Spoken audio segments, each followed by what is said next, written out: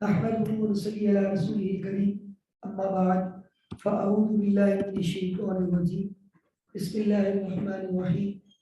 Dear students, अस्सलामु अलैकुम व रहमतुल्लाहि व बरकातुहू। स्टूडेंट्स, एज वी नो कि हमारे सिलेबस में 3 सेक्शन है। सेक्शन ए जिसकी वेटेज अराउंड 10% है।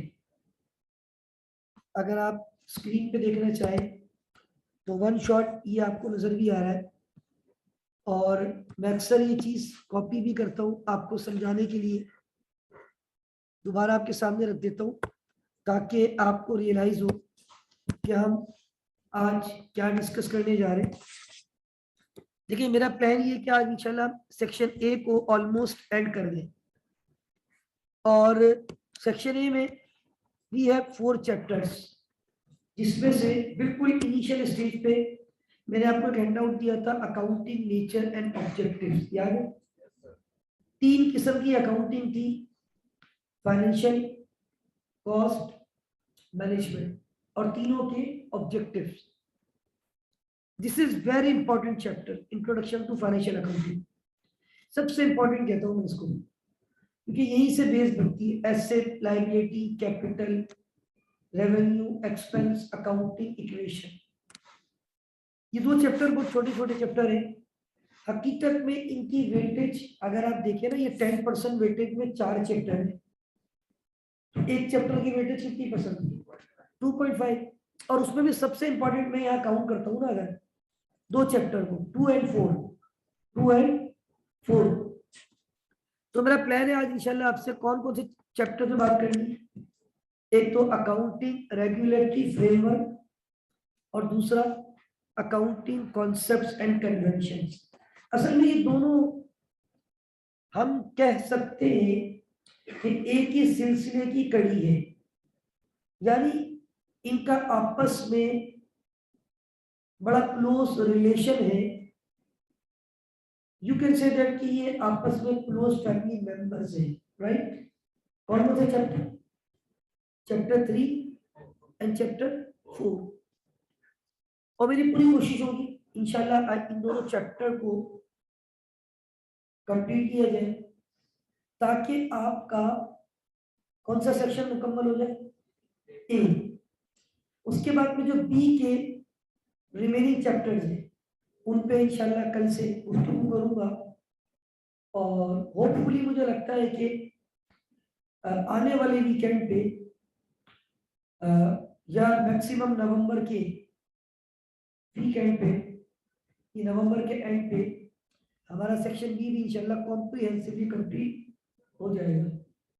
फिर आराम से सेक्शन सी पढ़ते रहेंगे, दिसंबर भी होगा, जैन भी होगा, सर्दियों का मौसम भी होगा, तो बहरहाल इंशाल्लाह हम अच्छे तरीके से आगे अपने चैप्टर्स कवर करेंगे। अकाउंटिंग रेगुलेटरी फ्रेमवर्क, ये चैप्टर सबके लिए एक नया चैप्टर होगा, चाहे वो हमारे कॉमर्स के स्टूडेंट्स हो, चाहे वो नॉन कॉमर्स हो। अब ये चैप्टर है क्या? अब आप बोलेंगे सर इस पे तो पता नहीं क्या क्या लिखा हुआ है, और आप तो बोल रहे हैं हम बड़ी जल्दी पढ़ लेंगे। असल में ये इस वक्त आपका इतना लेवल नहीं है, बस ये आपको एक इंट्रो दे रहा है मुझे इस चैप्टर के हवाले से। देखिए, हम कहते हैं ना, किसी चैप्टर को जब हम पढ़ते हैं तो उस चैप्टर का नाम बड़ा इंपॉर्टेंट होता है। ये नाम आपको नजर आ रहा है? चैप्टर का नाम क्या लिखा हुआ है जी? Accounting regulatory framework. देखिए, लास्ट वीक मैंने आपको मुकम्मल रिकॉर्डिंग अल्हम्दुलिल्लाह शेयर कर दी अप टू लास्ट क्लास, और मैंने फाइल भी अपडेट की है। वो पहले बीच में आते थे लिंक, मैंने सब लेफ्ट साइड से कर दिए। प्रॉपर फाइल मैंने आपको शेयर की है, और उसमें सारे लेक्चर्स मैंने आप लोगों के अपडेट कर दिए। तो उसमें बात ये है कि हमारे पास लास्ट वीक में मैं कह रहा था, जो चैप्टर हमने पढ़ा था करेक्शन ऑफ एरर। अब देखिए, चैप्टर का नाम ही आपको बता देता है कि उस चैप्टर में क्या पढ़ना है। करेक्शन ऑफ एरर में क्या पढ़ा? एरर की correction. Now we are going to discuss accounting regulatory framework. देखिए, ये 3 अल्फाज का मजमुआ है। पहला वर्ड है अकाउंटिंग, दूसरा वर्ड है रेगुलेटरी, तीसरा वर्ड है फ्रेमवर्क। अगर मैं अकाउंटिंग को यहां से माइनस कर दूं तो क्या बच जाएगा? Regulatory framework. असल में पहले मैं आपको एक कॉन्सेप्ट देना चाहता हूं ताकि बात मुझे समझाने में और आपको समझने में आसानी हो कि what is accounting regulatory framework. Basically regulatory framework is what? First of all we have to discuss. देखिए, हम अगर जनरल बात करें, छोड़ दे भी अकाउंटिंग को, अगर मैं आपसे कहूं कि बीइंग मुस्लिम क्या हमारा कोई फ्रेमवर्क है? बिल्कुल है। कुरान पाक, सुन्नत करीमा, अहादीस करीमा, this is the framework, this is the regulatory framework. ये हमारे रेगुलेशंस है, ये हमारे रूल्स है and we have to follow. शरीयत ने बता दिया ये नमाज आप पे फर्ज है, रोजा आप पे फर्ज है, साहिब हैसियत है, हज आप पे फर्ज है, साहिब हैसियत है, ज़कात आप पे फर्ज है। तो ये हमारा बेसिकली क्या है? Regulatory framework. हर मजहब का अपना एक रेगुलेटरी फ्रेमवर्क होता है।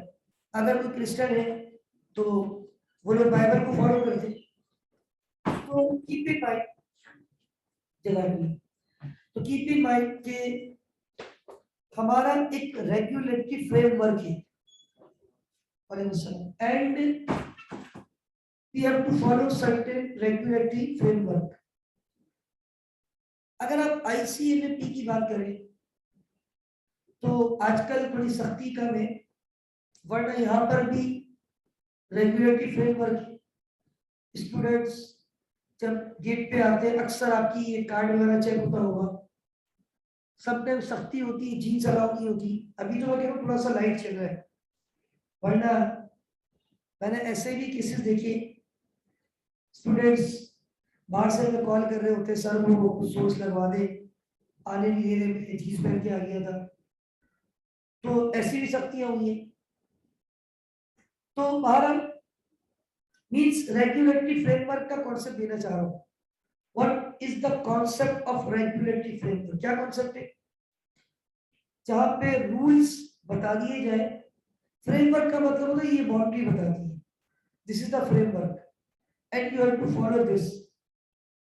अब वो चाहे हम being Muslim from the point of view Islam देख लें, from ICMP point of view यहाँ के रूल देख लें।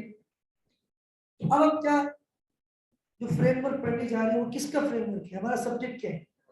ये अकाउंटिंग रेगुलेटरी फ्रेमवर्क। यहाँ पे पहला वर्ड लिखा है डिफाइन कंपनी लॉ। पहली बात तो मैं आपको ये बता दूं भाई, अभी आपका सब्जेक्ट कंपनी लॉ नहीं है, थोड़े से बड़े लॉ इंशाल्लाह ऑपरेशनल लेवल 2 में आपको लॉ का सब्जेक्ट पढ़ने हैं, फिर और इंशाल्लाह बड़े हो जाएंगे तो मैनेजर लेवल 2 में तुम्हारा लॉ पढ़ोगे। तो अब आप बोलेंगे सर हम तो अकाउंटिंग पढ़ रहे हैं, लॉ भी पे कहां से आ गया? लॉ क्या होता है? कानून। और कानून क्या होता है? रूल है, रेगुलेशन। असल में अल्हम्दुलिल्लाह you are going to be a chartered management accountant, right? तो जब आप चार्टर्ड मैनेजमेंट अकाउंटेंट बनने जा रहे हैं तो क्या कल को आप किसी छोटे मोटे दुकानदार की अकाउंटिंग करेंगे, किसी मेडिकल स्टोर की, बड़ी बड़ी कंपनीज की, यूनिलीवर, पीएनजी, हेड्स फार्मा, फार्मी, वो बड़ी बड़ी कंपनीज के इंशाल्लाह आप लोग जो है वो मैनेजर हैं इंशाल्लाह। याद रखिए कंपनी लॉ के मुताबिक you have to follow accountancy. एक बात मैं आपको बता दूं कि कल जब आप किसी कंपनी की अकाउंटिंग करेंगे ना, तो वहां पे you have to follow international accounting standards, you have to follow international financial reporting standards. ये लिखा हुआ है, look at this, IAS and IFRS, international accounting standards and international. अब सिर्फ इंटरनेशनल ही नहीं होते, ध्यान में रखिएगा। जब प्यारे पाकिस्तान का कानून नहीं है, प्यारे पाकिस्तान में जो कंपनी रजिस्टर्ड है वो प्यारे पाकिस्तान के कंपनी ऑर्डिनेंस के मुताबिक रजिस्टर्ड होती है, ध्यान में रखिएगा। अगर मैं आपसे कहूँ ना कि what is company law, define company law, तो keep in mind company law basically वो कानून जो कि आपको अप्लाई करना है in your organisations. This is the definition of company law.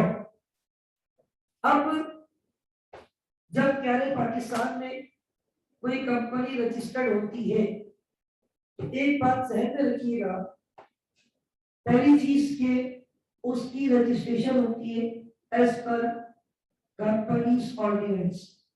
पहले पाकिस्तान का जो कानून है ना, अब ये PSO, अगर एक PSO रजिस्टर्ड है ना तो दूसरी PSO नहीं हो सकती। एक यूनिलीवर है तो दूसरी यूनिलीवर, एक PI है तो दूसरा PI है, और ये रजिस्ट्रेशन रजिस्ट्रार के पास होती है।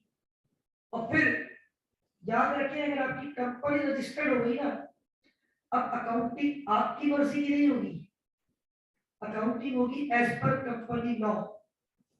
अब आप बोलेंगे सर कंपनी लॉ में अकाउंटिंग कहां से आ गई? अभी आप थोड़े ज्यादा बड़े हो जाएंगे इंशाल्लाह, जब आप ML2 में जाएंगे ना, मैनेजर लेवल 2, वहां पे कंपनी लॉ का सब्जेक्ट है। तो वहां पे आपको बताया, ये भी बताया जाता है कंपनी लॉ में कि आप बैलेंस शीट कैसे बनाएंगे। कंपनी लॉ आपको बताएगा प्यारे पाकिस्तान का, कंपनी लॉ आपको ये भी बताएगा कि आपको इनकम स्टेटमेंट कैसे बनानी है। ये सारी बातें आधा मौजूद कहां पे मौजूद है? प्यारे पाकिस्तान के कानून में। तो अगर आप पाकिस्तान में बिजनेस कर रहे हैं, definitely you have to follow IAS and IFRS। अब इसको भी डिफाइन करूंगा, और लोगों को पहले डिफाइन कर चुका हूं, लेकिन अब चैप्टर के हिसाब से डिफाइन करूंगा।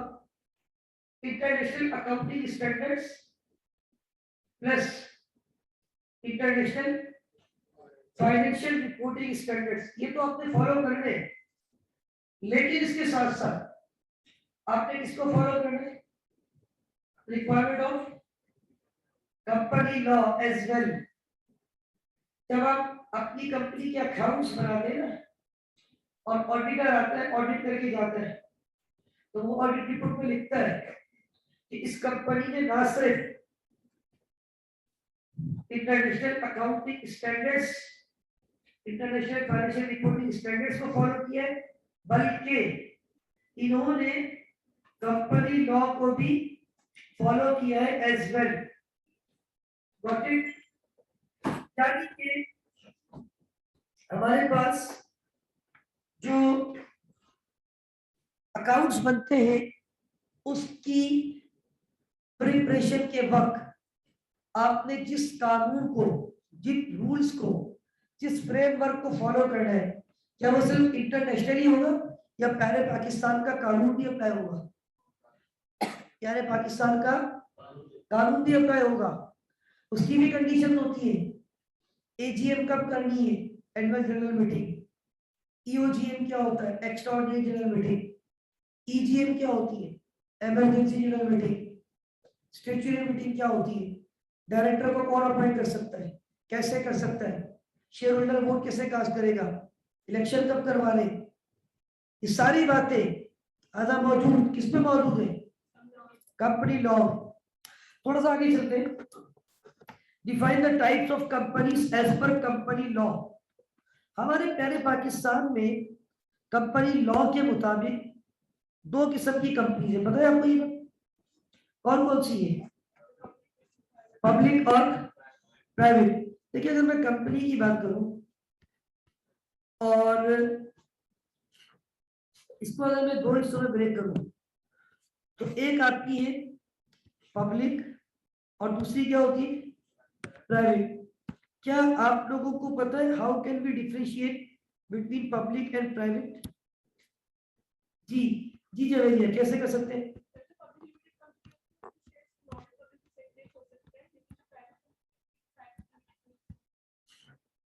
Absolutely right. जवेरी ने कहा कि सर जो पब्लिक लिमिटेड कंपनीज होती है उनके शेयर्स हम और आप भी खरीद सकते हैं या जनरल पब्लिक। जिस तरह दानिश साहब ने शहवार केमिकल के शेयर परचेज किए थे, अगर आपको याद हो तो याद रखें this is the concept of public company. कि जो पब्लिक कंपनी की शेयर्स की खरीदो फरोख्त स्टॉक मार्केट में होती है तो दानिश साहब जो स्टॉक एक्सचेंज ही गए वहीं से खरीद लेंगे।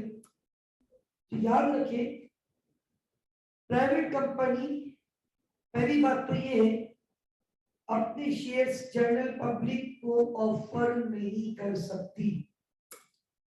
देखो शेयर जो खरीदता है वो कंपनी का कौन बन जाता है? शेयर। शेयर मतलब कंपनी का शेयर होल्डर। जो कंपनी का शेयर खरीदता है वो कंपनी का शेयर होल्डर होता है and share holder are the real owner of the organisation. Private company हमें और आपको अपनी shares offer right now we are general public. हाँ प्राइवेट कंपनीज के शेयर होल्डर नॉर्मली वैसे तो ज्यादातर क्लोज फैमिली मेंबर्स होते हैं, इसके अलावा रिलेटिव्स फ्रेंड्स एक्सेट्रा। इवन मैं अक्सर शायद पहले भी आपसे डिस्कस किया हो, जिस कंपनी में जॉब करता था वो एक प्राइवेट कंपनी थी। इसका मतलब है शेयर होल्डर कौन थे? पब्लिक थी या वो खुद के घर वाले? दो ही डायरेक्टर थे हमारे। प्राइवेट कंपनी दो लोग भी बना सकते हैं। प्राइवेट कंपनी की फॉर्मेशन के लिए कम से कम कितने शेयर होल्डर का होना जरूरी है? और मैक्सिमम नहीं 50। वो पार्टनरशिप में होता है। प्राइवेट कंपनी के बिजनेस में कम से कम कितने शेयर होल्डर होना चाहिए? Through maximum 50। मैं जिस कंपनी में वो दो ही ओनर थे, हमारे एमडी साहब थे और उनकी मदर थी बस। तो वैसे भी लोग बताते हैं वो काफी पुरानी कंपनी थी। Once upon a time MD साहब भी नहीं थे, उनकी मदर और उनके फादर थे ओनर। उनके फादर की बात में डेथ हो गई तो फिर उनके बेटे ने आके संभाला तो वो ओनर बन गए। क्योंकि एक शेयर होल्डर से प्राइवेट कंपनी कम से कम कितने होना चाहिए? मैक्सिमम 50। तो ये जो प्राइवेट कंपनी है, अच्छा पब्लिक कंपनी के लिए कम से कम कितने शेयर होल्डर होना चाहिए? मैक्सिमम, वेरी गुड, कम से कम 7, मैक्सिमम अनलिमिटेड। पब्लिक कंपनीज यहाँ क्या लिखा होगा पॉइंट जरा पढ़िएगा। Define the types of companies as per company law, that is private and public limited, listed and non listed. अब एक और बात सुनो, ये लिस्टेड और नॉन लिस्टेड है। पहली बात तो ये सुन ले, वो कंपनीज जिनके शेयर्स की खरीदो फरोख्त स्टॉक मार्केट में होती है वो क्या कहलाती है? लिस्टेड। मतलब उनका नाम स्टॉक एक्सचेंज की लिस्ट में होता है, तभी तो उनको क्या कहते हैं? क्या प्राइवेट कंपनी अपने शेयर्स को स्टॉक मार्केट में सेल और बाइंग कर सकती? सही है भाई? नहीं कर सकती। इसका मतलब है private company can not be listed. यानी प्राइवेट कंपनी लिस्टेड होगी या अनलिस्टेड होगी? अब आ जाए कौन सी कंपनी, कौन सी नेक्स्ट कौन सी है? Public company can be listed और public company can not be listed. मतलब पब्लिक लिस्टेड भी होती है और पब्लिक नॉन लिस्टेड। अब वैसे तो ऑलमोस्ट जो पब्लिक कंपनी है वो सारी क्या होती है? ऑलमोस्ट लिस्टेड होती है। PIA, Unilever, PSO, shield Pakistan, बहुत सारी कंपनी है। आप जाए स्टॉक मार्केट में, मेमन भाई हमारे बैठे हैं बहुत सारे यहाँ, ठीक है ना। तो स्टॉक एक्सचेंज में स्टॉक की वेबसाइट पे जाए तो वहां पे आपको बड़ी कंपनीज के नाम नजर आएंगे। वो सारी कौन सी कंपनी होती है? Listed plus public. Public company normally listed होती है, कुछ होती है रेयर केस में। मैंने पहले सुना था, आपका नहीं पता, पाकिस्तान रेलवे पब्लिक तो लिस्टेड नहीं थी, नॉन लिस्टेड। तो अब और ये हम क्यों पढ़ रहे कंपनीज का? क्योंकि आपको थोड़ा बहुत कंपनी अकाउंटिंग पढ़ाई जाएगी यहाँ पे, तो आपको कंपनी का आइडिया होना चाहिए। आगे कह रहे नॉन लिस्टेड कंपनीज एक्सेट्रा। तो ये एक डिफरेंस क्लियर हो गया, लिस्टेड और नॉन लिस्टेड, पब्लिक और प्राइवेट। हम और आप जो कंपनी के शेयर खरीद सकते हैं वो कौन सी होती है? PR general public.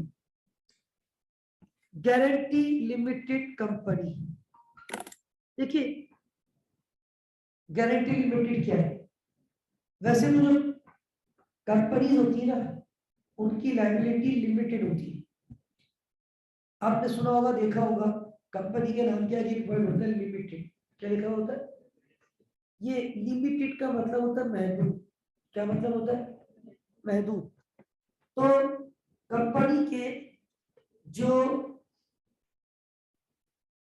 लायबिलिटी होती है ना, कर्जा वापस करने की, वो लिमिटेड होती है। मतलब खुदा ना खास्ता कंपनी के साथ कोई मसला हो जाए और कंपनी बंद हो जाए, अब कंपनी के पास पैसा, लेकिन लोगों को भी पैसा देना, तो वो शेयर होल्डर की पर्सनल प्रॉपर्टी को यूटिलाइज, क्योंकि उनकी लायबिलिटी क्या थी? बिजनेस की हद तक। This is the concept of limited. तभी जो कंपनी के नाम ये क्या लिखा होता है? लिमिटेड का मतलब शेयर होल्डर ने मैक्सिमम अगर डूबेगा भी तो वो डूबेगा जो पैसा उसने बिजनेस में, जो कंपनी में इन्वेस्ट किया है। तो याद रखिए, कंपनी की जो लायबिलिटी होती है वो लिमिटेड होती है, लेकिन कुछ हमारे, अक्सर ये बात कहता हूं, आपके सामने भी कही होगी, और अब आप लोग समझदार भी होते जा रहे, तो ये आपको और क्लियर होगी कि जहां पे एक कॉन्सेप्ट, ये कानून बनाया जाता है ना, उस कानून के अदर एंड पे कुछ ना कुछ रिलैक्सेशन रखी जाती है। जैसे इकोनॉमिक्स पढ़ रहे हैं आप लोग, डिमांड पढ़ लिया होगा। मार्शल कहते हैं प्राइस इंक्रीजेस, डिमांड डिक्रीजेस। जब पेट्रोल की प्राइस बढ़ रही है मुसलसल, लोगों ने क्या साइकिलें खरीद ली? वो बाजार कर लोग व्हाट्सएप पे कुछ इस टाइप की जो है ना छोटी मोटी वीडियोस या इस टाइप की फनी क्लिप्स वगैरह आ जाते हैं। तो ऐसा रियल में नहीं है, लोग स्टिल जिस तरह ट्रेवलिंग करते थे हमला कर रहे हैं। हम तो देख रहे हैं डे बाय डे ऑयल की प्राइस का 150 170 रुपए किलो होता था, आज 300 350 370 रुपए किलो हो गई। बहुत स्पीड से बढ़ रही है प्राइसेस। क्या लोगों ने खुदा खाना खाना पीना छोड़ दिए? तो मार्शल ने जब एक कानून डिफाइन किया ना, तो उसने उस कानून की कुछ लिमिटेशन भी बताई है।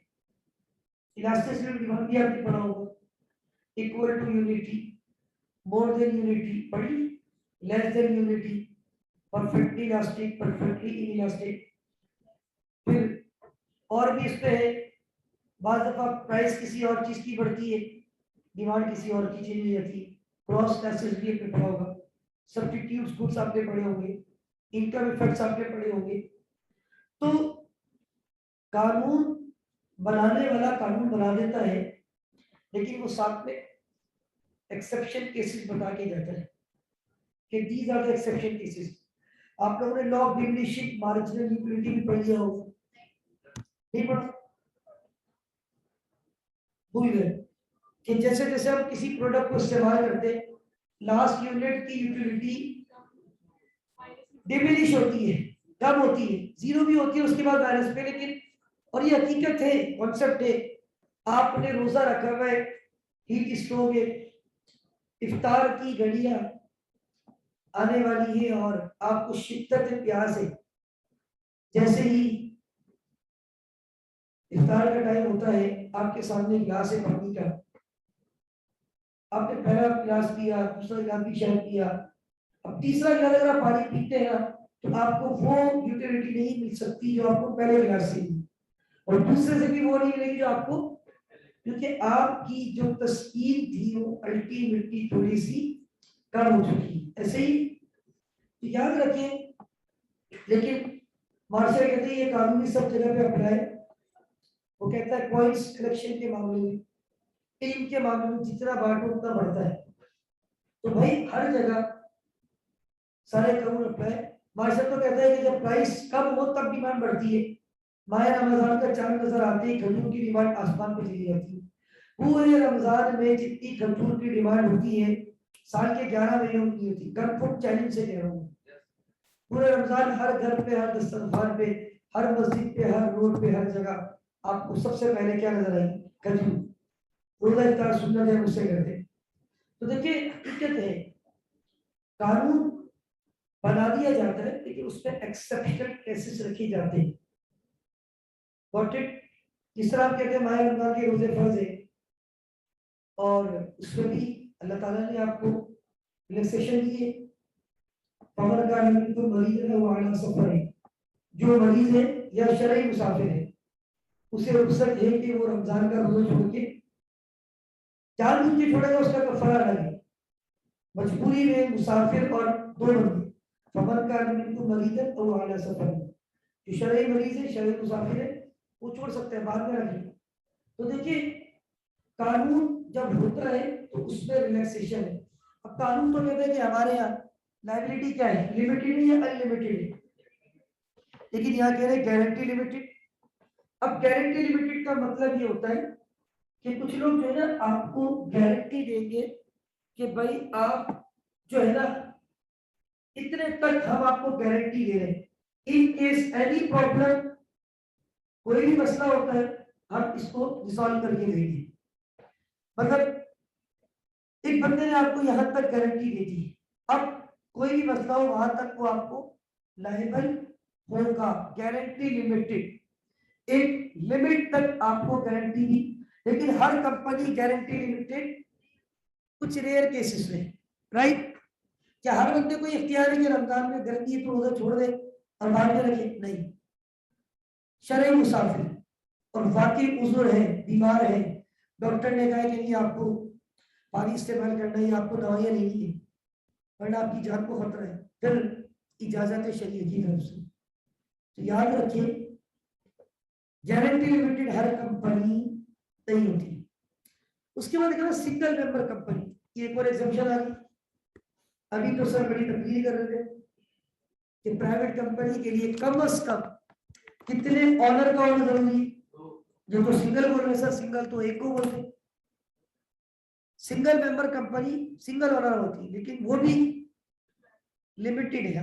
मतलब रेयर केस में सिंगल मेंबर कंपनी का कॉन्सेप्ट ही है, यानी उसमें ऑनर कितना होगा, लेकिन ये नॉर्मल नहीं है, ये बातें नॉर्मल से हटके हैं। नॉर्मल बातें क्या थी? पहले पाकिस्तान में कितनी किस्म की कंपनी है?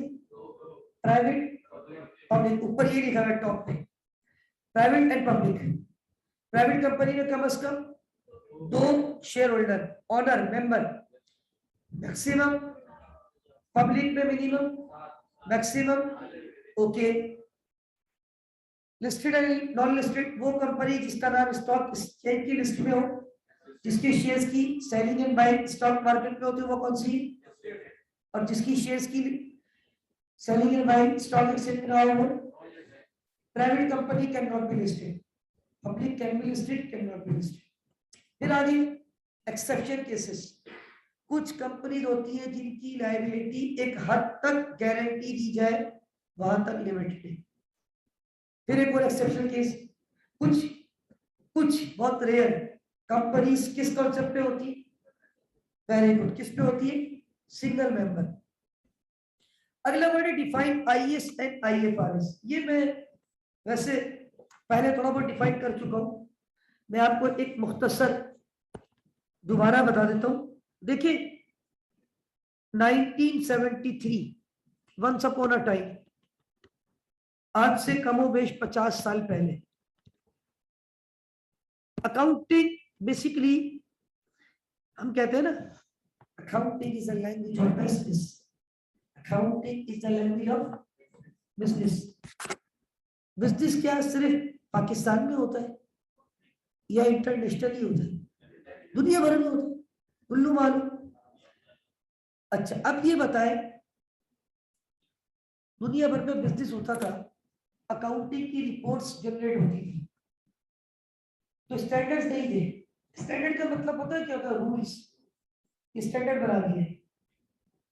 तो जब स्टैंडर्ड नहीं थे तो रिपोर्ट सबकी एक जैसी होती है, अलग अलग होती है, अलग अलग। 1973 में इस बात को फोकस किया गया, there should be some standards, क्या होना चाहिए, और उस मकसद के लिए एक कमेटी बनाई गई और उस कमेटी का नाम रखा गया IASC। मैंने बताया था, याद है? International accounting standards committee. उस कमेटी के कलम से जो कुछ लिखना शुरू किया कमेटी ने, उसको नाम दिया गया था IAS, international accounting standards. Total मैंने आपको बताए थे 1 से लेके 41 तक स्टैंडर्ड्स लिखे, 1 से लेके 41 तक। अभी आप लोग जाएंगे ना इंशाल्लाह, इस क्लास के बाद यही मेरी इंशाल्लाह क्लास होगी, मुझे आज पढ़ाना है उनको IS40 मेरा खत्म होने वाला है आज, शुरू में ही आधे घंटे में मुझे लगता है मेरा IS40 एंड हो जाएगा, तो मैं इंशाल्लाह उनको आज IS38 पढ़ाऊंगा। तो जो ऊपर सिलेबस है ना FSCR, वो टोटल IS और IFRS का है। मैंने थोड़ा बहुत IS के रेफरेंस आपको भी दिए।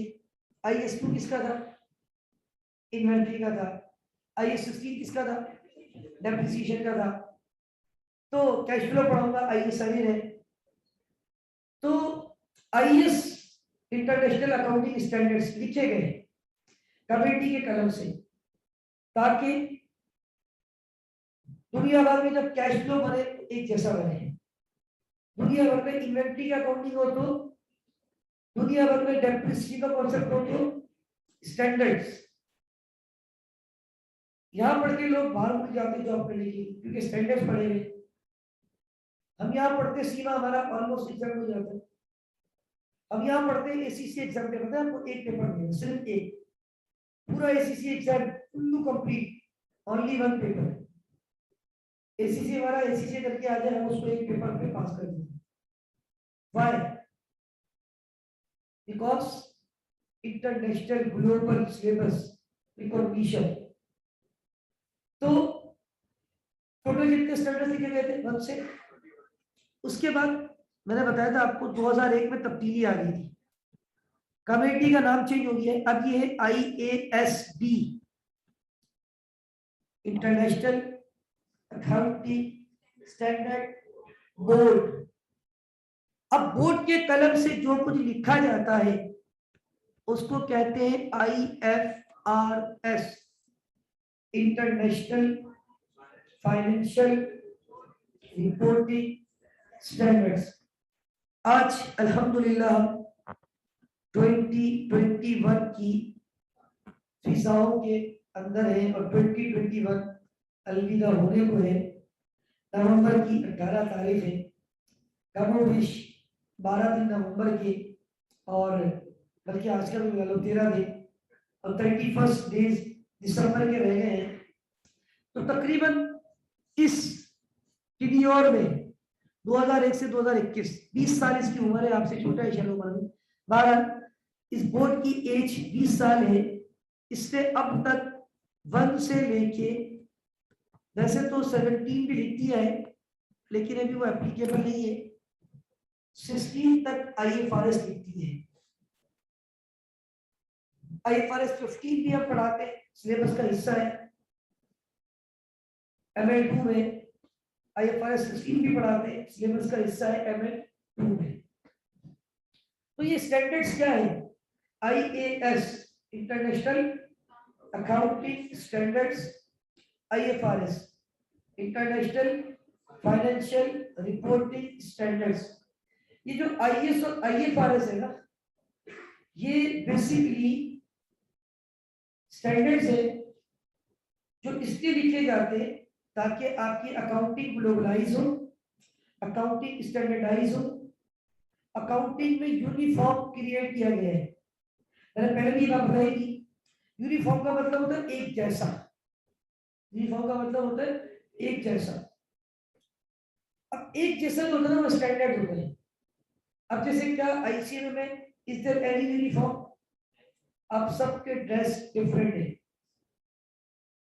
लेकिन अभी मैं दोपहर में चले जाऊंगा तबाली, मेरी क्लास है 2 बजे बाद सीए की, तो सीए के लिए सिर्फ तबाली में, not for ACCA, only for CA तबाली में देयर इज अ यूनिफॉर्म। अब वह सारे स्टूडेंट एक ही कलर की पैंट, एक ही कलर की शर्ट पहने हुए थे। अब उसमें यूनिफॉर्म का मतलब होता है एक जैसा, और जहाँ एक जैसा हो रहा वहां पहचानना थोड़ा सा मुश्किल होता है। इनफैक्ट मैं बोलता हूँ टू बी वेरी ऑनेस्ट, अक्सर ऐसा होता है, बहुत कॉमन है ये। अल्लाह का शुक्र है, पता नहीं अल्लाह ने बड़ा करम किया है अल्हम्दुलिल्लाह, हर सेमेस्टर में कई बैचेस अल्हम्दुलिल्लाह पढ़ाते, और हर सेमेस्टर में पता नहीं 300-400 अल्हम्दुलिल्लाह नए स्टूडेंट मिल जाते। अब अक्सर मैं वीकेंड पे जब निकलता हूँ कहीं ना कहीं, तो रास्ते में कोई ना कोई स्टूडेंट जरूर टकराता है, कोई ना। इतने अल्हम्दुलिल्लाह स्टूडेंट्स पढ़ा दिए 10 सालों में। अभी मैं लास्ट संडे गया था ATM मॉल, तो मैं एक जगह परचेजिंग कर रहा था, एक स्टूडेंट अपनी फैमिली के साथ था, मेरी फैमिली के साथ था, तो एकदम उसने सलाम किया। अब मैंने वैसे नहीं पहचाना, टू बी वेरी ऑनेस्ट, लेकिन मैं समझ गया क्योंकि चेहरा देखा और मतलब पहचानने में लिया तो ये CA का स्टूडेंट होगा, क्योंकि जो ICA में भी होते ना वो तो यूनिफॉर्म की ना, आपको तो मैं पहचानूं, शाहनवाज मिल जाएगा तो मैं पहचानूंगा ये शाहनवाज, ठीक है ना। लेकिन अब वो स्टूडेंट जैसे उसको सलाम हुआ कि मैंने कहा कैसे हो और कहाँ तक पहुंच गए, मैं समझ तो लिया था कि ये CA का स्टूडेंट है। देखा सर मैं तो बस बिग 4 में, मैं फर्म में हूँ, बिग 4 नहीं का फर्म में हूँ सर, और इंशाल्लाह फाइनल पेपर की तैयारी कर रहा हूँ। फर्म का मतलब होता है CA का स्टूडेंट है, क्योंकि इनकी जो कैफ के बाद फर्म होती है, फिर इनके फाइनल होते हैं CFEC। तो कह रहा था मैं CFEC के अटेम्प्ट देने जा रहा हूँ इंशाल्लाह। तो मैं समझ गया, मैंने पूछा ही नहीं कि मैं समझ गया वो CA का, उसने मुझसे इंट्रोडक्शन टू अकाउंटिंग पढ़ी हुई। तो बात ये, स्टूडेंट को तो याद रहते हैं अलहमदुलिल्लाह टीचर, जाहिर सी बात है, लेकिन बार दफा टीचर को स्टूडेंट याद नहीं रहते, खासतौर पे जहाँ यूनिफॉर्म का कॉन्सेप्ट हो ना, तो सब एक जैसे ही रहते हैं। नॉर्मली रेयर केस होते हैं जो बहुत ज्यादा टीचर से क्लोज हो जाते हैं, कुछ स्टूडेंट होते हैं जो बहुत सवाल करते हैं, या बहुत ज्यादा टीचर को कहीं मिल गए तो टू बैक मतलब सलाम हुआ, रिस्पेक्ट देना, तो वो कुछ याद रह जाते हैं। तो बहरहाल इन शॉर्ट कहने का मकसद है, यूनिफॉर्म का मतलब क्या होता है? एक जैसा। तो अकाउंटिंग में यूनिफॉर्म क्रिएट करने के लिए, अकाउंटिंग को ग्लोबलाइज करने के लिए, अकाउंटिंग को स्टैंडर्डाइज करने के लिए एक कमेटी बनाई थी। उस कमेटी को टास्क क्या दिया था? आपने अकाउंटिंग को क्या करना है? यूनिफॉर्म देना है, एक जैसा स्टैंडर्ड देना है, ग्लोबलाइज करना है, स्टैंडर्डाइज करना है। उसके शुरू में जो लिखा उसको क्या नाम दिया? अब 2001 में इस कमेटी का नाम क्या हो गया? बोर्ड। अब वो बोर्ड जो लिख रहे हैं उसको क्या कहते हैं? ओके, अब आगे आ जाए। ये कॉन्सेप्ट था IAS और IFRS का। Define IAS IFRS and its role, बता दिया मैंने आपको। इसका रोल क्या, मकसद है? ग्लोबलाइज करना, स्टैंडर्डाइज करना, कुछ भी नहीं है, ताकि दुनिया भर में अकाउंटिंग एक जैसी हो। आप एक क्वालिफिकेशन लेते हैं, अल्हम्दुलिल्लाह पता नहीं कितनी जगहों पे हमारी एग्जामिशन है, और अभी भी कितने लोगों से हमारी बातचीत चल रही है कनाडा, ऑस्ट्रेलिया वगैरह में। फर्दर इंशाल्लाह हमारी एग्जामिशन आने वाली है, क्योंकि हमारा सिलेबस लोकल नहीं है, as per IAS, as per OT। Explain purpose of implementation company law, IAS IFRS in financial. ये सारी बातें तो कब से कर रहा हूँ। कल को जब आप कंपनी की अकाउंटिंग करोगे तो क्या IAS को फॉलो नहीं करोगे? IFRS को फॉलो नहीं करोगे? खाली IAS IFRS को करोगे? क्या रे पाकिस्तान की कंपनी लॉ, किसको फॉलो करोगे? प्यारे पाकिस्तान की कंपनी लॉ को भी, ठीक है ना। Purpose of implementation of company law, पहले कंपनी लॉ लिखा है, IAS IFRS in financial accounting financial reporting. आप लोग इंशाल्लाह तो बड़े हो जाएंगे और कंपनीज की अकाउंट्स समझ, अकाउंटिंग बॉडीज। अब अकाउंटिंग बॉडीज क्या है? IASC इंटरनेशनल अकाउंटिंग स्टैंडर्ड, जिसका नाम अब क्या है? International accounting standard. तो याद रखना जहां पे आप इस वक्त मौजूद है, अल्हम्दुलिल्लाह this is one of the accounting body. क्या नाम है इसका? IC में प्यारा Pakistan, institute of cost and management accountant of Pakistan, plus ICAP, institute of chartered accountant of Pakistan. What are these? CIMA, CIMA, Chartered Institute of Management Accountant. ये क्या है सब? Accounting bodies, right?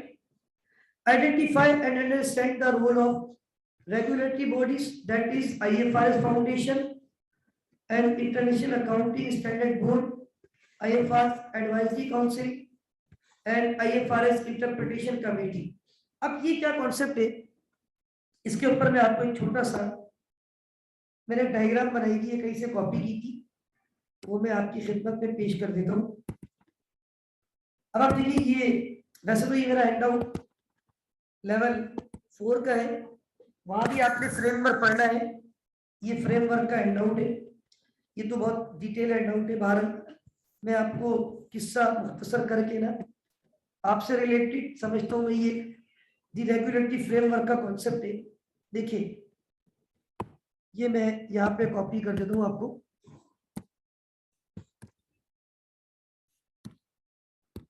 नजर आ रहा है जी? अब तो नजर आना चाहिए। ओके, ये डायग्राम है, ये IASB international accounting standard board. ये जो पुरानी बॉडी थी IASC, जिसने कितने स्टैंडर्ड इशू किए थे एंड सो ऑन, 1 अप्रैल 2001 इसने वो सारे IAS अडॉप्ट कर लिए और now issues it's on IFRS। अब अपने क्या इशू कर रहे हैं और सो फार कितने IFRS इशू किए जा चुके, ये मैंने आपको बताती हूँ। अच्छा, ये मैंने ACC की बुक से चोरी किया मटीरियल, राइट। आगे कहते हैं, अब इसका स्ट्रक्चर है, देखिए टॉप पे कौन है इसके? मॉनिटरिंग, उसके अंडर में IFRS, उसमें कितने ट्रस्टीज है? 22 ट्रस्टीज। कितने? इसमें 6 फ्रॉम यूरोप है, 6 फ्रॉम एशिया है, and I think 6 from north America, पता नहीं कहां से, 1 from Africa and so on. और ये जो 22 ट्रस्टीज है ना, ये कोई चलते फिरते आप लोग नहीं, ये highly qualified chartered accountant, capital stock market के बड़े बड़े क्वालिफाइड लोग हैं, राइट। तो अगर आपको इनको देखना है तो IFRS की वेबसाइट पे इनकी तस्वीरें मौजूद और इनकी प्रोफाइल मौजूद है, राइट। उसके बाद इनके अंडर में बोर्ड आता है IASB, उस बोर्ड में कितने मेंबर है? 16। उस बोर्ड के साथ एक एडवाइजरी काउंसिल है और एक IFRS इंटरप्रिटेशन कमेटी है। जाहिर सी बात है, देखिए IFRS जो है ना, बड़े क्रिटिकल वर्डिंग होती है, इसको डायरेक्ट समझना आसान, फिर उसकी इंटरप्रिटेशन की जाती है। अब अगर हम डायरेक्ट समझे कि हम कुरान पाक की आयत का तर्जुमा पढ़ के क्या समझ सकते हैं कि इसकी बैक पे क्या लॉजिक है, उसका एक शान नुज़ूल होता है, उसकी इंटरप्रिटेशन होती है। अब जैसे मैं आपको मिसाल दूं, हमारे यहाँ मस्जिद में इमाम साहब फजर की नमाज के बाद जो है ना, वो 1-2 आयतें पढ़ते हैं और उसकी थोड़ी सी एक्सप्लेन 5 मिनट का मुश्किल से करते हैं और तसल्लुल के साथ, मतलब जैसे सिपारा चल रहा है तो अगले दिन अगली आयत।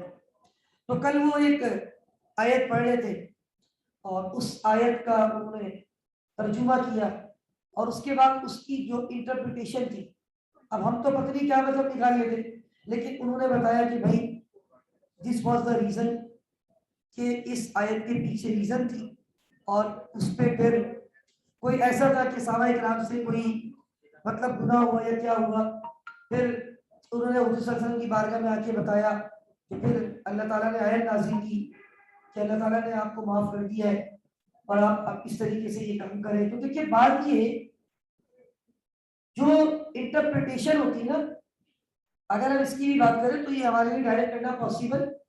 और फिर वर्किंग ग्रुप एजेंडा, ये पूरा किसका स्ट्रक्चर है जो अकाउंटिंग स्टैंडर्ड्स को क्या करते हैं, मॉनिटर करते हैं, इशू करते हैं। फाउंडेशन है, बोर्ड है, एडवाइजरी काउंसिल है जो एडवाइस देती है कि भाई अब ये नया स्टैंडर्ड आना चाहिए मार्केट में। ये क्योंकि अब तब्दीली आ रही है ना, तब्दीली आपके तब्दीली के साथ तभी तो ये बोर्ड भी नए नए क्या लिख रहे हैं। और मैं आपको ये बता दूं बहुत सारे आईएएस खत्म कर दिए उसने।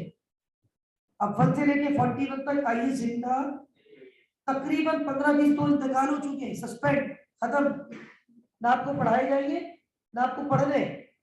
इस वक्त आईएएस 1 जिंदा है, 2 जिंदा है, 3, 4, 5, 6 खत्म हो चुका है, 7 मौजूद है, 8 मौजूद है, नहीं खत्म हो चुका है, 10 मौजूद है, 11 खत्म हो गया है, 12 मौजूद है, 13 नहीं है, 14 नहीं है, 15 नहीं है, 16 है। तो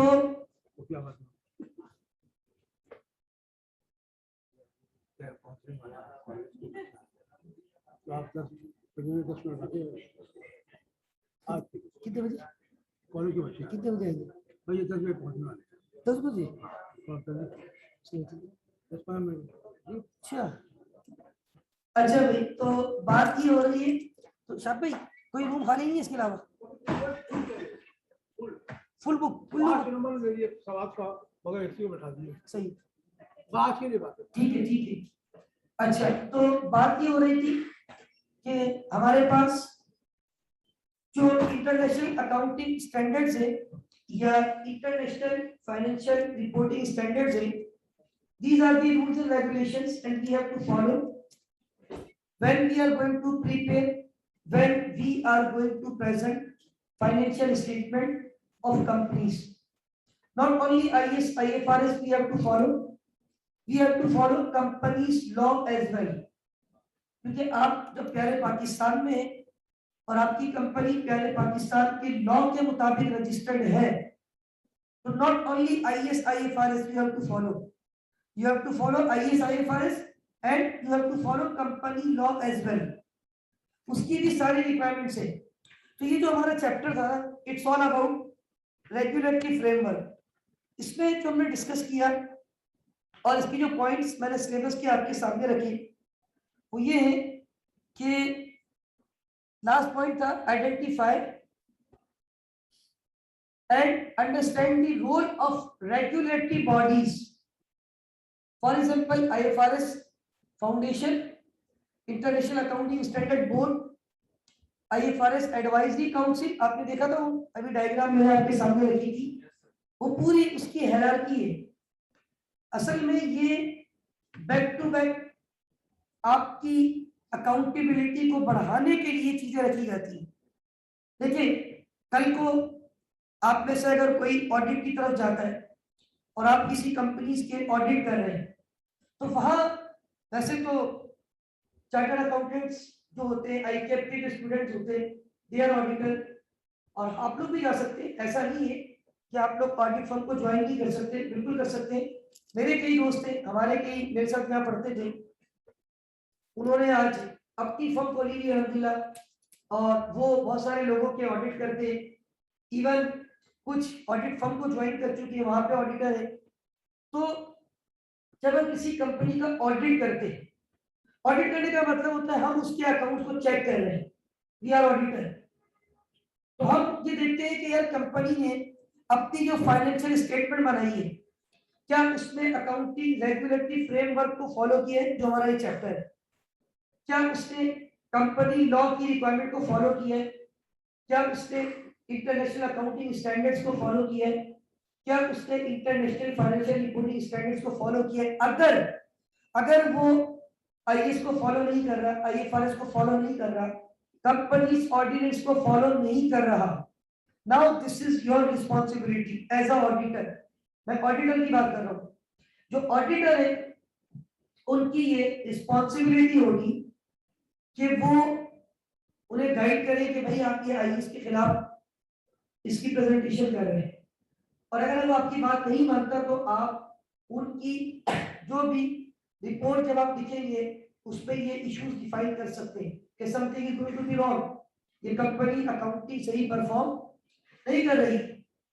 और याद रखिए ये रिपोर्ट्स ऑडिट होने के बाद फाइनल हो जाती है, डायरेक्टर साइन करते हैं, पब्लिश हो जाती है, शेयर होल्डर को दी जाती है, यूजर को दी जाती है। अब यूजर उस रिपोर्ट को देख के डिसीजन लेता है। इसका मतलब वो रिपोर्ट रिलायबल होनी चाहिए, वो रिपोर्ट अंडरस्टैंडेबल होनी चाहिए, वो रिपोर्ट रेलेवेंट होनी चाहिए as per decision making need of user. अब वो रिपोर्ट याद रखें उसमें जो चार्टर्ड अकाउंटेंट फर्म होती है उनके पार्टनर के साइन होंगे, और चार्टर्ड अकाउंटेंट फर्म को लाइसेंस कौन देता है? आईकैप। और आईकैप उन ऑडिट फर्म का भी ऑडिट करता है, पता है आपको ये बात। और आईकैप भी आगे से रजिस्टर्ड है, इंटरनेशनल अकाउंटिंग स्टैंडर्ड बोर्ड। और इस बोर्ड के ऊपर भी अभी आप डायग्राम देखिए, ये जो एक मॉनिटरिंग बोर्ड आपको नजर आ रहा था ना, ये मॉनिटरिंग बोर्ड पहले नहीं होता था। ये जो आपको टॉप पे नजर आ रहा है मॉनिटरिंग बोर्ड, ये मॉनिटरिंग बोर्ड पहले नहीं होता था। ये मॉनिटरिंग बोर्ड 2009 के बाद कॉन्सेप्ट आया है, 2009 के बाद। यानी पहले ये स्टार्ट कहां से होता था? IFRS foundation. फाउंडेशन में कितने ट्रस्टी हैं? अभी मैंने आपको बताया इसमें डिफरेंट कंट्रीज के हैं, यूरोप है, नॉर्थ अमेरिका है, एशिया है। और मैंने आपको कहा ये सारे इनकी वेबसाइट पे सारी इनकी प्रोफाइल भी होती है। लेकिन ये जो मॉनिटरिंग बोर्ड बनाया, क्यों बनाया? ये यूजर्स की अकाउंटेबिलिटी को बढ़ाना चाहते हैं। देखिए यूजर जो है ना, एक रिपोर्ट को देख के डिसीजन लेता है। इसका मतलब वो रिपोर्ट ट्रू एंड फ्री होनी चाहिए, या वो रिपोर्ट जो है ना बस फ्रॉड के साथ होनी चाहिए? ट्रू एंड फ्री होनी चाहिए, फ्री फ्रॉम फ्रॉड। याद रखिए हम जब कोई प्रोडक्ट परचेज करने जाते हैं तो हमारे सर में 10 बातें चल रही होती है कि यार हमारी प्रोडक्ट में जो है ना, for example if you are going to purchase this mobile phone, इस मोबाइल फोन को जब आप खरीदने जाते हैं तो आपके जहन में पॉइंट होता है मेरे मोबाइल फोन में इतना मेगापिक्सल कैमरा होना चाहिए, इतनी उसकी रैम होनी चाहिए, इंटरनल मेमोरी इतनी होनी चाहिए, एक्सटर्नल कार्ड सपोर्ट होना चाहिए, इतनी बड़ी स्क्रीन होनी चाहिए। ये क्या है? कैरेक्टरिस्टिक्स। तो जो आप कंपनीज की एनुअल रिपोर्ट्स बनाएंगे, financial statement, international accounting standard board ने कहा है कि ये प्रोडक्ट है भाई। जिस तरह ये मोबाइल फोन प्रोडक्ट है वो रिपोर्ट भी है। जिस तरह आप कहते हैं कि इस मोबाइल फोन में इतना मेगापिक्सल कैमरा हो, ये क्वालिटीज है, तो उसकी भी क्वालिटीज डिफाइन की है बोर्ड ने। क्या क्वालिटीज है? Reliable, free from error, free from fraud, neutral, understandable, relevant, true and fair, faithful representation. These are the qualities of annual report. ताकि वो रिपोर्ट जब यूजर के पास जाए और यूजर उस रिपोर्ट को देख के डिसीजन ले तो उसका डिसीजन राइट हो। उस रिपोर्ट को ऑडिट किया गया हो, जिसने ऑडिट किया हो उसको आईकैप ने लाइसेंस दिया हो। अगर पाकिस्तान की बात है, आईकैप ने उस ऑडिट फर्म का भी ऑडिट किया हो, आईकैप आगे से रजिस्टर्ड हो, आईकैप का भी ऑडिट हो सकता हो। और वो बोर्ड भी, उसके ऊपर भी किसको बिठा दिया? आईएसबी के ऊपर किसको? ट्रस्टी। और ट्रस्टी के ऊपर अब ये बोर्ड इनको चेक करेगा, ये इनको चेक करेगी फिर आईएसबी को, और फिर ये आईएसबी के अंदर में एडवाइजरी काउंसिल है, आईएफआरएस इंटरप्रिटेशन कमेटी है, और working group for major agenda projects. ये मिलकर काम करते हैं और देखते हैं the passage of time things are going to be change, definitely we have to change. अभी मैं कह रहा हूं कि आईएफआरएस 16 तक आ चुके।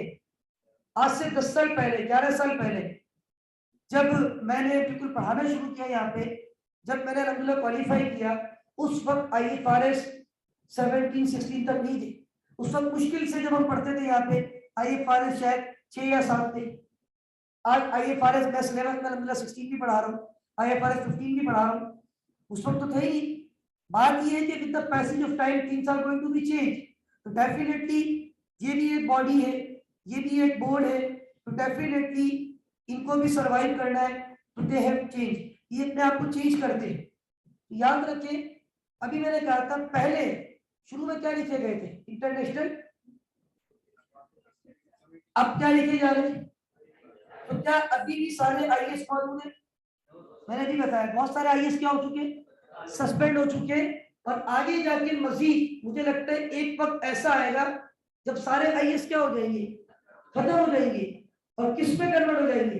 IFRS हकीकत बता रहा हूं मैं आपको, ये जो IFRS 16 बनाया गया है लास्ट, ये IAS 17 को खत्म करके बनाया है। IFRS 15 बनाया, 2 IAS को खत्म करके, IAS 11 और IAS 18। इन शॉर्ट जो IFRS नए नए बनाए जा रहे हैं, तो उनके अगेंस्ट पुराने IAS को क्या किया जा रहा है, सस्पेंड। तो याद रखिए जो हमने आज पढ़ा, और अभी शाम में आए थे, असल में थोड़ा सा यार कुछ शायद सेमिनार है या कोई एक्टिविटी है सेमिनार हॉल में, तो दैट्स व्हाई हमें शायद थोड़ा सा अर्ली ऑफ करना है आज। और वैसे भी ऑलमोस्ट सिलेबस का ये चैप्टर भी हमने कवर कर लिया है। थोड़ी सी मेरी तबीयत भी आज अभी चल रही है, 2-3 दिन से मुनासिब नहीं है, मौसम भी औसम हो रहा है, थोड़ा चेंज हो रहा है, ये भी एक फैक्टर है। ऐसा तो मेरा प्लान था कि मैं आज एक और चैप्टर पे गुफ्तगू करता, मैंने आपको कहा भी था चैप्टर 4 पे भी बात करनी है, वो भी रिलेटेड है इससे, और मैंने कुछ बातें की हैं, अभी आपको नहीं पता, मैंने कुछ बातें कर ली है आपसे रिगार्डिंग चैप्टर नंबर 4, कनेक्शन है इससे। वहां पे ये लिखा है कि ट्रू एंड फेयर व्यू होना चाहिए, आपकी रिपोर्ट के जो रूल्स है वो डिफाइन है, जब आप रिपोर्ट बनाएंगे तो कौन कौन से कॉन्सेप्ट अप्लाई होते हैं वहां पे। तो याद रखिए, ये जो स्क्रीन पे आप लोग देख रहे हैं, it's all about chapter number 3 and that is accounting regulatory framework. तो अकाउंटिंग रेगुलेटरी फ्रेमवर्क नाम ही काफी है, अगर आप देखें ऐसा फ्रेमवर्क जो कि अकाउंटिंग के रूल्स एंड रेगुलेशन आपको बताए, अकाउंटिंग रेगुलेटरी फ्रेमवर्क। तो अगर आज आपने क्लास में एक्टिव थे तो शायद आपने इस बात को रियलाइज किया होगा कि आज जो कुछ हमने डिस्कस किया वो सारा का सारा क्या था, अकाउंटिंग के rules and regulations. when we are going to prepare, when we are going to present annual report, financial statement of an organization, at that time we have to follow IAS, IFRS, company law as well। ये सारी बातें हमने discuss की। Company कितनी किस्म की होती है मैंने आपको बता दिया, प्राइवेट पब्लिक क्या होती है, फिर लिस्टेड नॉन लिस्टेड क्या होती है, फिर गारंटी लिमिटेड क्या होती है, सिंगल मेंबर कंपनी क्या होती है, ये सारे पॉइंट हमने डिस्कस किए। IAS और IFRS का क्या डिफरेंस है ये मैंने आपको लिख के भी बता दिया था यहाँ पे। और पहले IAS आते थे, अब IFRS आते, कब से कब तक IFRS आए और ऑनवर्ड कब से आज तक IFRS आ रहे हैं, कौन IAS को इशू करता था, कौन IFRS को इशू कर रहा है, ऑल क्लियर सब कुछ लिख दिया मैंने यहाँ पे। और इस सिलेबस में, सिलेबस के इस चैप्टर में बेसिकली अकाउंटिंग के जो रूल्स एंड रेगुलेशन है रिगार्डिंग फ्रेमवर्क वो डिफाइन किए गए।